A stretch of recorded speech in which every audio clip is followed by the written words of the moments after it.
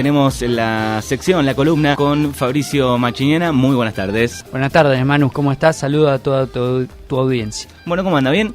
Muy bien, tranquilo. Bueno, estábamos hablando del clima, está linda, está ahí la tarde, la sombra está medio fresco, pero estábamos hablando de la noticia de los próximos, del próximo invierno, ¿no? Dice que va a ser uno de los más fríos de los últimos, por lo menos 15 años. Hay que pasar el invierno, como diría un viejo ministro de Economía, ¿no? Hay que pasar el invierno. En varios sentidos. Sí.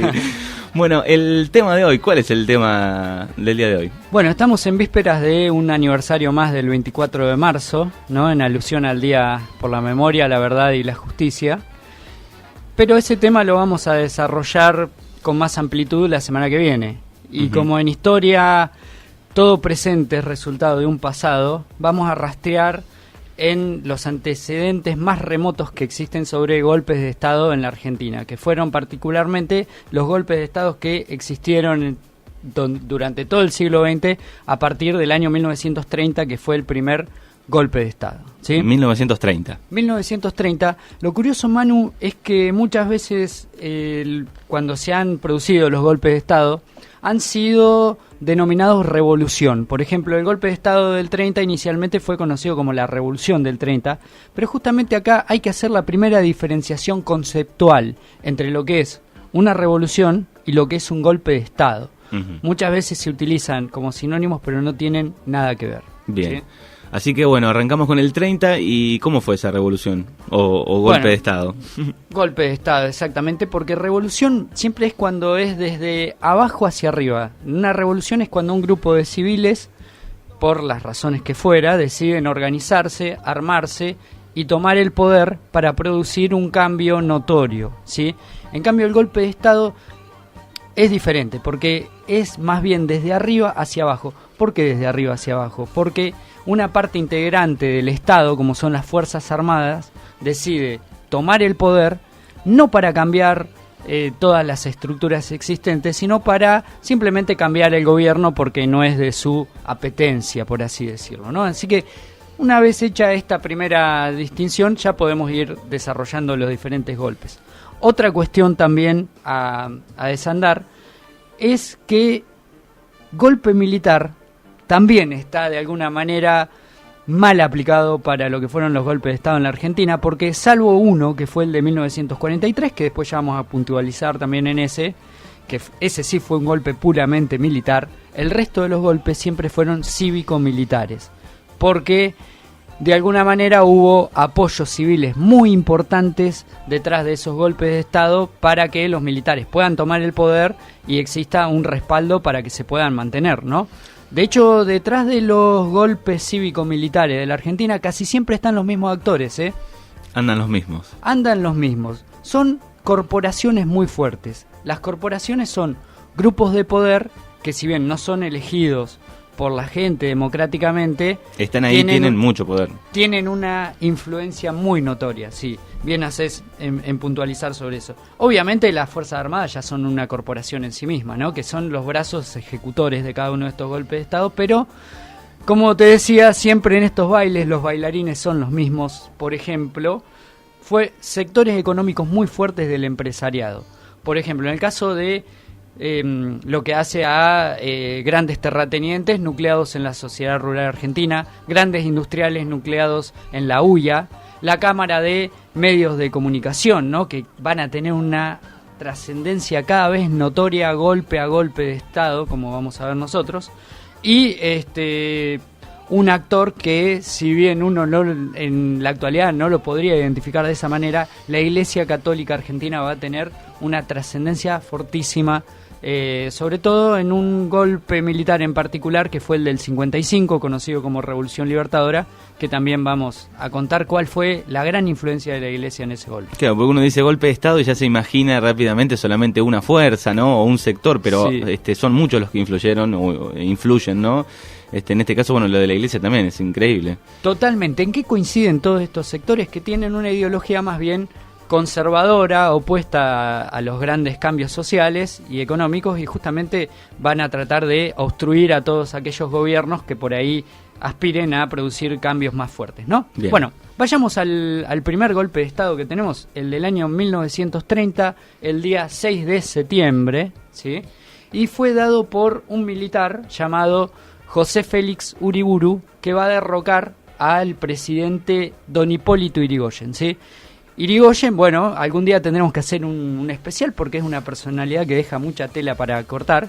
Fue el primer presidente electo bajo la ley Sáenz Peña, que eso va a ser también un aspecto importante, ¿no? Porque la ley Sáenz Peña es la primera que termina con el fraude electoral e instala que el sufragio debe ser universal, secreto y obligatorio. En resumidas cuentas, es la primera elección libre que se hace en el país. E Yrigoyen, el candidato de la UCR, es electo por amplia mayoría, ¿sí? Muchos lo ven a Yrigoyen como el último gran caudillo popular que existió de la vieja escuela, por así decirlo, ¿no? Un antes y un después ahí. Exactamente, un magnetismo muy fuerte tenía Yrigoyen.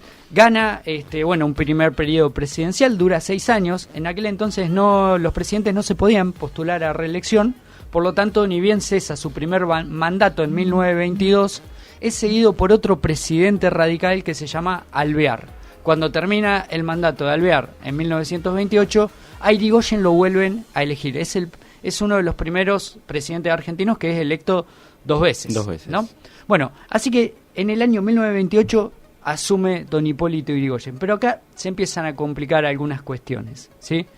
Por ejemplo, a Yrigoyen le tocó lidiar con una situación muy difícil que fue la gran crisis internacional del año 1929, que hizo que Argentina se quede sin mercados donde poder colocar sus materias primas y sin divisas para poder importar bienes industriales. En ese momento en la Argentina prácticamente la industria era inexistente, ¿sí? Había habido un modelo que se llamó el modelo agroexportador, no sé si te suena de la época de la escuela. Me acuerdo. ¿Estudiaste eso? Me acuerdo. Así que, digamos, el país sufrió una grave parálisis económica, ¿no? También había acusaciones a Yrigoyen respecto a que desarrollaba una política clientelística que repartía empleos estatales, digamos, a sus partidarios para tener su favor político. También entra a tallar muy fuerte la salud de Yrigoyen. Yrigoyen estaba cercano a los 80 años, o sea que fue uno de los presidentes más longevos que existió. Por lo tanto, había todo un conjunto de causas que ya hacían que, a pesar de que había sido electo con casi el 60% de los votos, un porcentaje muy amplio, la coyuntura le era sumamente desfavorable, ¿no? Entonces, todo este conjunto de factores hizo que el 6 de septiembre Uriburu, integrante de la facción más nacionalista del ejército, diera el golpe de Estado. A Yrigoyen lo van a meter preso y lo van a enviar detenido a la isla Martín García. O sea que así se gestó el primer golpe cívico-militar, porque Uriburu va a ser muy apoyado por sectores económicos muy fuertes, por la Iglesia Católica y también por los medios de la época. O sea que a Yrigoyen le soltaron la mano prácticamente todos. Que es más, hasta su vicepresidente también obró de alguna manera en connivencia con los militares para sacarlo del poder. ¿Sí? ¿Y la comunicación con la gente en ese momento, que diarios? Sí. ¿Y qué más había? Sí, ¿Una radio? Diario y radio existía muy poquito. Creo que la radio acá en Argentina fue uno de los países pioneros en radiofonía, pocos años, en la década del 20, o sea que existían muy pocas radios. La gran mayoría se manejaba por diarios. Así que el medio que manejaba ese momento, no sé, el diario, manejaba... Vos sabés que un diario en particular que se llamaba Crítica, conducido por un magnate de los medios de la época que se llamaba Natalio Botana, vendría a ser como una especie del Mañeto actual. Natalio Botana fue uno de los principales alentadores, si se quiere, de este golpe de Estado, y además de alguna manera incentivó a que una turba, aunque te parezca mentira, ingresara a la casa de Yrigoyen y la terminaran saqueando. O sea que imagínate la violencia con la que se llevó adelante. Una violencia institucional terrible en la época. Totalmente. Bueno, y justamente Uriburu no va a durar mucho tiempo en el poder, va a ser una dictadura más bien transitoria. ¿Por qué?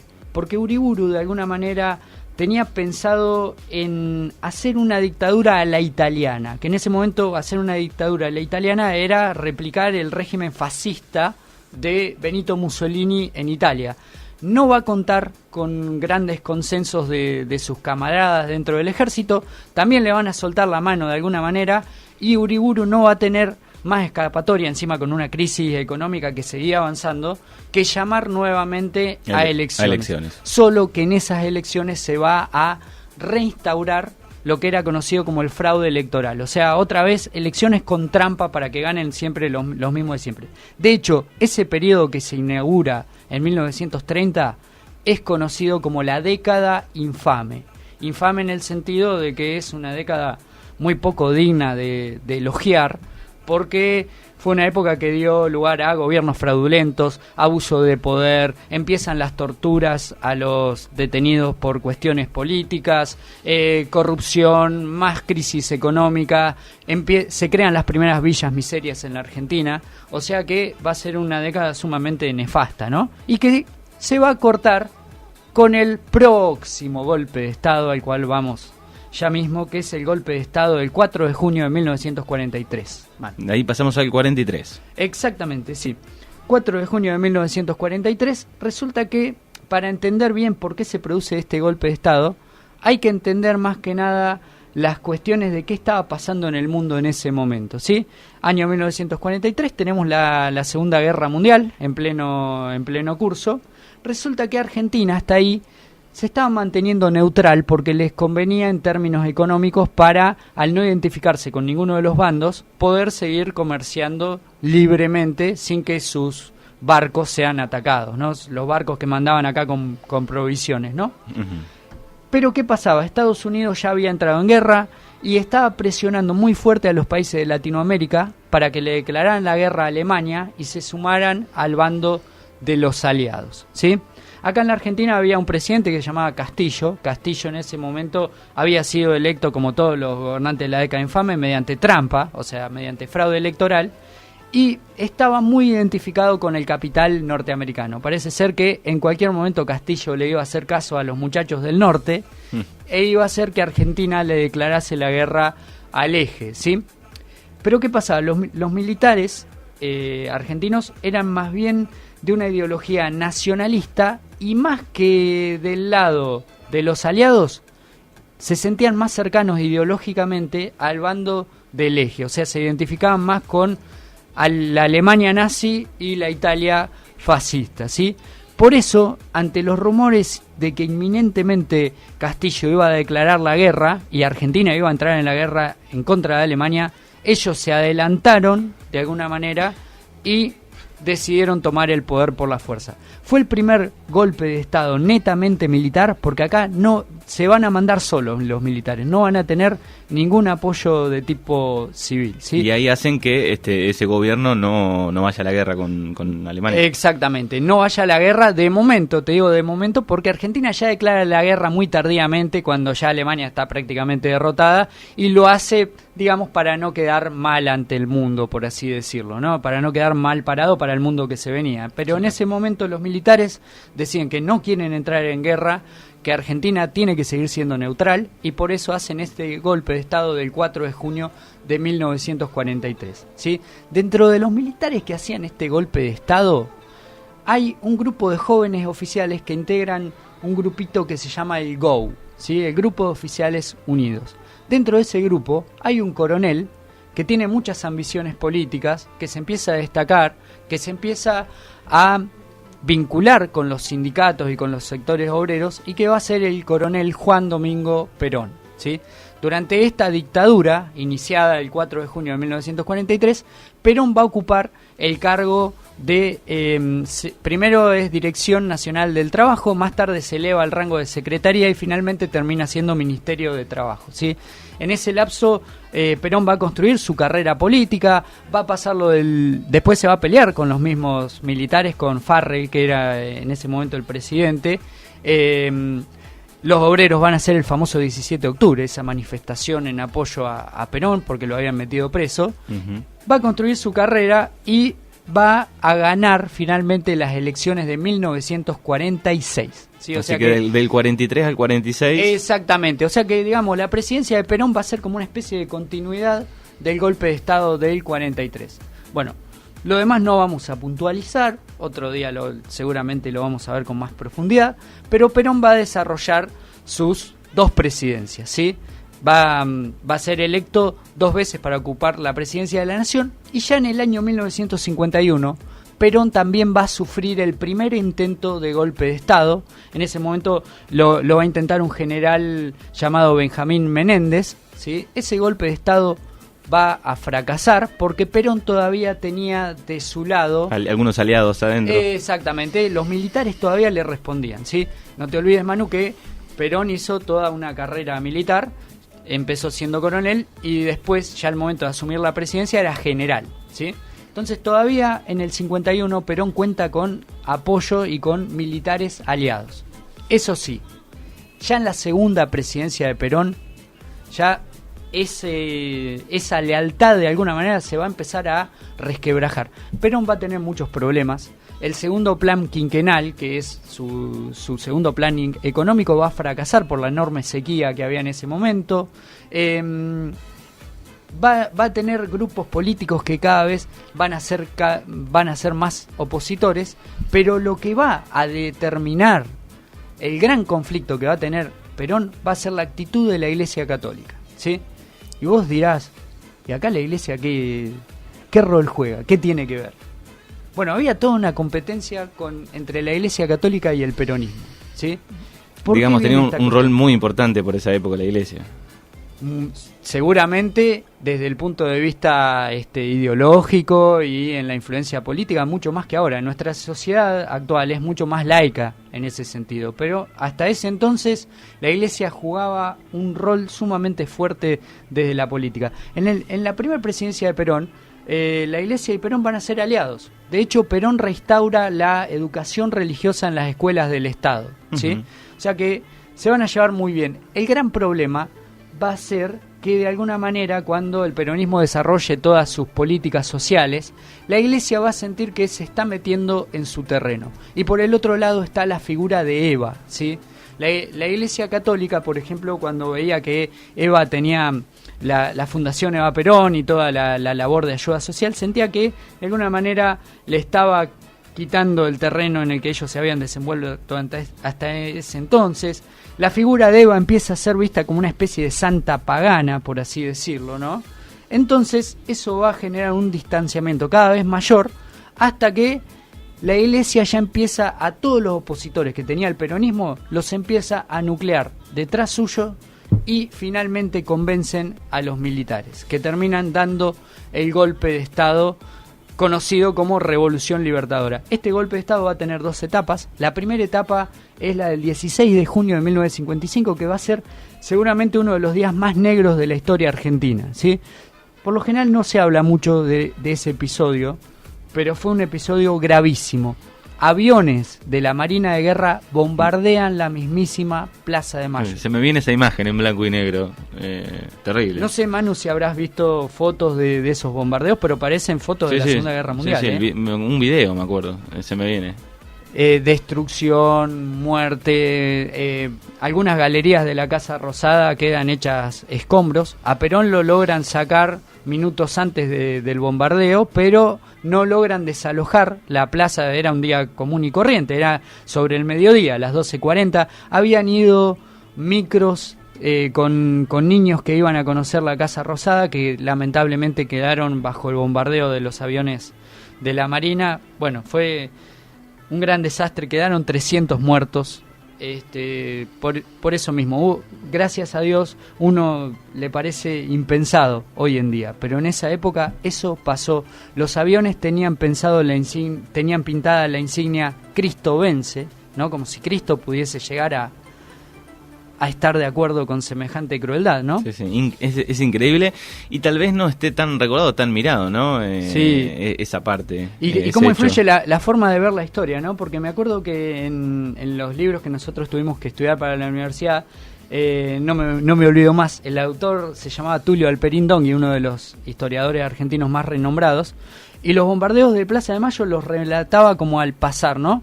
Sin embargo, le destinaba 3 páginas enteras a lo que siguió ese día, que fueron grandes disturbios donde militantes peronistas salieron a incendiar iglesias del centro, ¿no? Como queriendo culpabilizar o responsabilizar a la iglesia por ese acto de barbarie que cometió la Marina, ¿no? Perón inicialmente trata de tener un discurso conciliatorio, ¿no? Diciendo que los argentinos teníamos que unir y olvidar las ofensas, pero con el correr del tiempo la tirantez siguió y ahí es donde Perón comete uno de sus graves errores políticos, que es cuando realiza ese discurso muy violento, donde dice que por cada uno nuestro que caiga, caerán 5 de ellos. O sea, el país después de ese discurso quedó al borde, ¿no? de un enfrentamiento civil que hubiese sido gravísimo, ¿no? Terrorífico. Finalmente, ante otro movimiento de tropas, Perón ese 16 de septiembre de 1955 decide renunciar e irse del país, donde va a estar exiliado en el exterior durante cerca de 18 años. O sea que ese golpe militar fue conocido como Revolución Libertadora, porque justamente los sectores contrarios al peronismo de alguna manera lo sintieron como una especie de liberación. Ellos pensaban que Perón no era un líder democrático, sino que era una especie de tirano o de dictador porque no permitía la libre expresión, ¿no? Bien. ¿Y de ahí? La historia no se detiene, la historia sigue, y ya ese gobierno que sigue después va a quedar muy condicionado por la presencia de los militares. Los militares que van a reemplazar a Perón van a estar durante algún tiempito en el poder. El primer presidente de la Revolución Libertadora se va a llamar Lonardi. Más tarde va a ser destituido por ser demasiado blando, entre comillas, con los militantes peronistas. Va a ser reemplazado por Aramburu, que va a ser un presidente que va a empezar con una represión muy fuerte sobre los sindicatos, sobre los obreros peronistas. Y más tarde se van a llamar nuevamente a elecciones. Esas elecciones las va a ganar un presidente llamado Arturo Frondizi, ¿sí? De la Unión Cívica Radical. Frondizi va a ser marcado hombre a hombre, por así decirlo, por los militares. Durante todos los años que fue presidente sufrió más de 60 planteos militares. Los planteos era una cosa así, como decir, queremos que hagas esto. Y más vale que lo hagas, ¿no? Sí, sí. O sea que va a estar... Digamos, era una cara visible, pero el poder lo tenían fuertemente los militares. Hace muy bien en acotar eso, porque muchas veces tener el gobierno no significa tener el poder, ¿no? Exacto. ¿Frondizi tenía el gobierno? Sí, lo tenía, pero el poder claramente estaba en otra parte. Y cuando Frondizi comenzó a tomar ciertas medidas económicas, ya en un programa que él inauguró que se llamó el desarrollismo, ¿no? Y por el otro lado, una política exterior que a los militares no le gustaba. Por ejemplo, Frondizi se abstuvo de votar para echar a Cuba de la OEA y tuvo, por ejemplo, una reunión secreta con el Che Guevara. Para los militares eso fue la señal de que era hora de que Frondizi hiciera las valijas. Y por el otro lado, en unas elecciones donde Frondizi permitió que se presentaran candidatos peronistas, nada más que con otros nombres, sus partidos políticos, y esas elecciones lo ganaron candidatos peronistas, los militares dijeron, bueno, hasta acá llegamos, y ahí fue donde dieron un golpe de Estado, que fue el golpe de Estado del 29 de mayo de 1962, pero fue un golpe, si se quiere, encubierto. Algunos lo consideran golpe y otros no, ¿sí? ¿Por qué algunos no lo consideran golpe de Estado? Porque Frondizi renuncia y el que asume como presidente es José María Guido, que era el vice de Frondizi. Por lo tanto, no hubo ningún militar que tomara el poder. Por eso algunos lo consideran golpe y otros no, porque digamos hubo una continuidad constitucional entre que se va un presidente y asume un vice que había sido electo en elecciones. Bien. ¿Sí? Bien. Y nos queda el último golpe de Estado, ¿sí? Que es el de 1966, 28 de junio, que lo va a sufrir uno de los presidentes más dignos que ha tenido el país. Vos lo debes haber escuchado nombrar, ¿no? Que fue don Arturo Illia, ¿no? Un demócrata como pocos, pero que va a sufrir también la persecución por parte de las Fuerzas Armadas. En particular, Illia es un presidente que asume con poco más del 20% de los votos, o sea que ya de entrada tenía muy poco respaldo. Entonces, encima, muchos esperaban que Illia hiciera una presidencia más bien de tipo conservadora, que favoreciera a los sectores más concentrados de la economía. Pues no, Illia saca leyes que van en contra de los grandes laboratorios internacionales, ¿sí? Y cancela los contratos petroleros que había firmado Frondizi y que favorecían enormemente a la Standard Oil y otras grandes multinacionales, y entonces también empieza a ser visto un poco de reojo, ¿sí? Finalmente Onganía, que era un militar, termina dando un golpe de Estado y ahí se inicia un periodo conocido como la Revolución Argentina, ¿sí? Este golpe de Estado no fue transitorio como todos los demás. Por primera vez en la historia argentina, los militares dan un golpe de Estado con la idea de quedarse mucho tiempo. De hecho, Onganía, una de las primeras frases que dice cuando lo saca del poder a Ilia es: esta revolución no tiene plazos, sino objetivos. Y cuando algunos periodistas le preguntaron: ¿y en cuánto tiempo se pueden llegar a cumplir estos objetivos?, Onganía le calculó cerca de 3 décadas. Por lo tanto, estaban pensando en una dictadura a larguísimo plazo hasta, digamos, ellos tenían la palabra disciplinar la sociedad argentina. O sea, en todo ese tiempo iban a hacer los cambios suficientes como para que Argentina sea el país que ellos esperaban, ¿no? ¿Y cuánto duró eso? No, finalmente esos objetivos nunca se van a desarrollar por completo. Y la Revolución Argentina solo va a tener 7 años, ¿eh? Va a durar de 1966 a 1973. En el medio existe el Cordobazo, una gran manifestación social. O sea, toda esta política represiva que va a intentar Onganía en algún punto se le va a volver en contra. Va a haber una movilización social muy grande. No se van a poder sostener en el poder y van a tener que llamar de nuevo a elecciones, mucho antes, mejor dicho, de lo esperado. Y en esas elecciones van a tener que permitir que el peronismo, que había quedado proscripto durante todo ese tiempo, o sea, no lo dejaban participar en elecciones, sea permitido, y ahí esas elecciones, las elecciones de 1973, las va a ganar Cámpora, que era, digamos, por así decirlo, el delfín político de Perón. A Perón no lo dejan presentarse a él en persona, pero sí a su partido, ¿no? Al partido. Una testimonial de la época. Una testimonial de la época, ¿sí? Así que bueno, así termina la historia de el golpe de Estado de 1966, conocido como Revolución Argentina, y la próxima semana seguramente ya seguiremos con el del 24 de marzo de 1976 por la efeméride que toca esa semana, ¿no? Que es el último y el que más nos toca tal vez, ¿no? Por la época, porque es el último, ¿no? Totalmente, es el último, es el más cruento y bueno, por un montón de detalles es el que merece ser mirado con una lupa más grande, ¿no? Bueno, gracias por toda esta rica historia, lo esperamos la semana que viene. Muchísimas gracias, Manu. Hasta luego. Chau, chau.